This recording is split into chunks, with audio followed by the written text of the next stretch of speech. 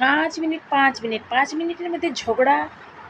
5 minute লাগবে ঝগড়া করতে, 5 মিনিটই ঝগড়ায় যথেষ্ট। আমরা দুজনে গল্প করতে বসলে আমাদের ঝগড়া হয়ে যায়, দিয়ে আমরা দুজনেই ভুলে গেছি, দুজনে গল্প করছি, বলে 5 মিনিটের মধ্যে ঝগড়া, প্রচুর ঝগড়া হয়ে গেলো, প্রচুর ঝগড়া। আমার তো মাথা গরম করে দিল, আমার তো মাথা ধমধম ধমধম করে ঘুরতে লাগলো, চিঁটায় আগুন পুড়িয়ে দিল।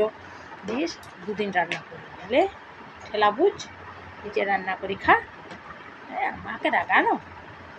আমরা যদি চুপচাপ থাকি তাহলে ঠিক আছে, শান্তি শান্তি। আর যদি গল্প করতে বসেছি তাহলেই হয়ে গেল ঝগড়া।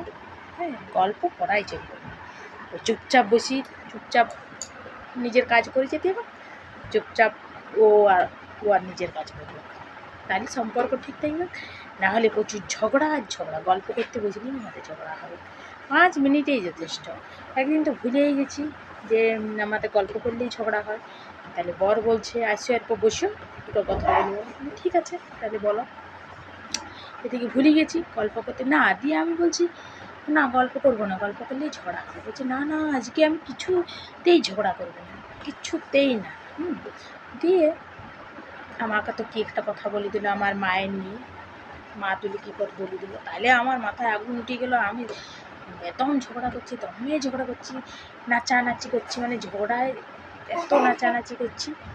তারপরে ঝগড়া তো বেদম ঝগড়া হয়ে গেলো। লে আমি 5 দিন রান্না করলাম না, শুয়ে থেকে দিলাম, লে করে খাওয়া সবাইকে।